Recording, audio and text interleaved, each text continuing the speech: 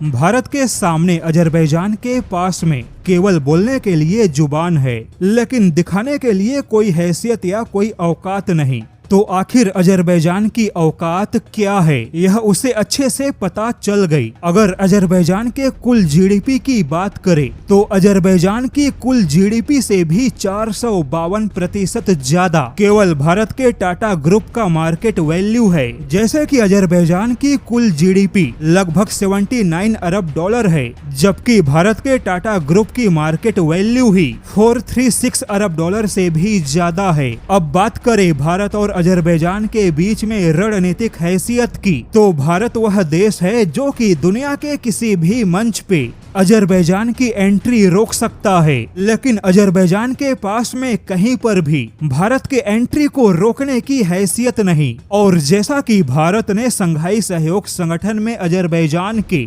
Entry bid को रोक दिया, यानी कि अजरबैजान ने संघाई सहयोग संगठन में पूरी सदस्यता पाने का प्रयास किया, किंतु चीन और पाकिस्तान के समर्थन के बावजूद भारत ने अजरबैजान को बाहर का रास्ता दिखा दिया, जिससे कि अजरबैजान की मीडिया और उनके रक्षा जानकार भारत पे भड़क गए, भारत पर ताकत का गलत इस्तेमाल करने का आरोप लगाया। वहीं अजरबैजान आर्मी के प्रवक्ता भारत को लेकर बहकी बहकी बातें करने लगे, दावा किया कि भारत इस समय काकेशस और साइप्रस में तुर्की और अजरबैजान को टक्कर देने की तैयारियां कर रहा है। अजरबैजान के कुछ रक्षा जानकारों ने तो यहाँ तक दावा कर दिया कि भारत अपने हथियारों के प्रभाव से अजरबैजान को न्यूट्रलाइज कर रहा है। भारत ने आर्मेनिया को मिसाइल शील्ड की पेशकश की है, जिसमें एक प्रभावशाली पूरा मिसाइल सिस्टम और इलेक्ट्रॉनिक वॉरफेयर सिस्टम होंगे, और भारत की यह कोशिश अजरबैजान के लिए विनाशकारी साबित होगी,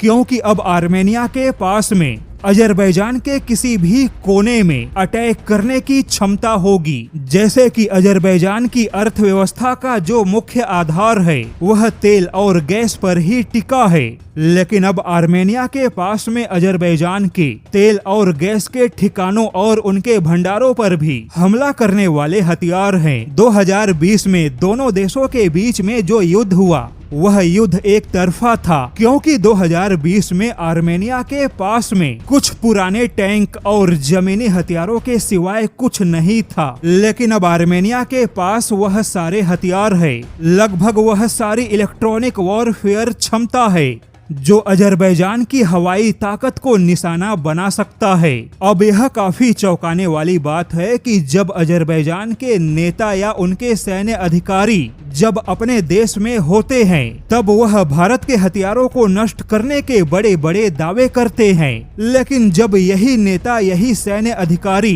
किसी बाहरी किसी विदेशी मंच पे जाते हैं तब यही लोग भारत के नाम का रोना रोते हैं, भारत को आक्रामक और क्षेत्रीय सुरक्षा के लिए घातक बताते हैं। यानी कि मंच बदलते ही अजरबैजान के रंग भी बदल जाते हैं।